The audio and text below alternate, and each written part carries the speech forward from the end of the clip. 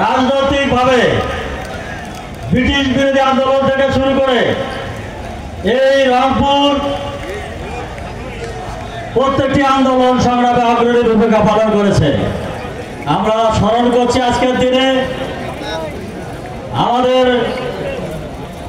শহীদ রাষ্ট্রপতি জিয়াউর রহমান, যিনি স্বাধীনতার ঘোষণা দিয়েছিলেন, যুদ্ধ করেছে, দেশ স্বাধীন করেছে।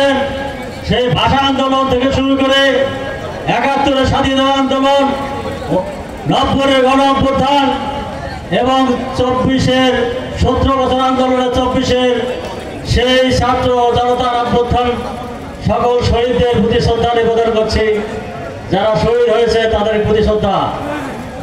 বাংলাদেশের রংপুরের এই মিঠাপুকুর উপজেলা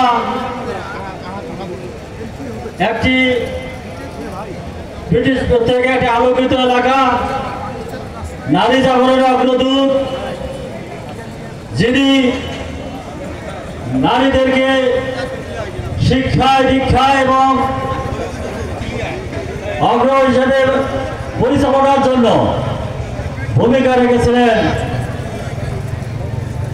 সেই বয়সী নারী বেগম রোকেয়া জন্মস্থান এই পায়রাবন্দ এই মিঠাপুকুরের উপজেলায়।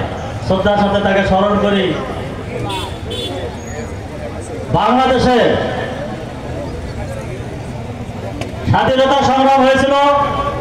দেশ স্বাধীন হওয়ার পর যারা ক্ষমতায় ছিল তারা দেশকে একদলীয় করেছিল। তাদের একদলীয় শাসনের অবসানের পর দেশের শাসনভার জনগণের মাধ্যমে গ্রহণ করেছিলেন শহীদ রাষ্ট্রপতি জিয়াউর রহমান। শহীদ রাষ্ট্রপতি জিয়াউর রহমান দেশ প্রত্যক্ষ ভোটের মাধ্যমে, জনগণের ভোটের মাধ্যমে দেশ পরিচালনা করেছিলেন। সেই গণতন্ত্র নষ্ট হয়েছিল ৯ বছর স্বৈরাচার বিরোধী আন্দোলন বেগম খালেদা জিয়া। আবার গণতন্ত্র ছিল ৯০-তে। বিএনপি বাংলাদেশে যতবার ভোট হয়েছে, সুষ্ঠু ভোট হয়েছে, মানুষ ভোট দিতে পেরেছে, ততবারে বিএনপি সরকার গঠন করেছে এবং বিএনপি দেশ পরিচালনা করেছে। ১৯৭৯ সালের জাতীয় সংসদ নির্বাচনে বৃহত্তর রংপুরের মধ্যে ৫টি আসনের মধ্যে বিএনপি ১৭টা আসনে জয়যুক্ত করেছিল।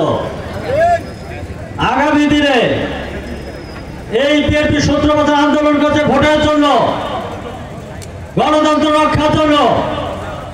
আজকে আমরা যে এই ভোটের ব্যবস্থা করেছি তা হল গণতন্ত্রের পূর্ব শর্ত।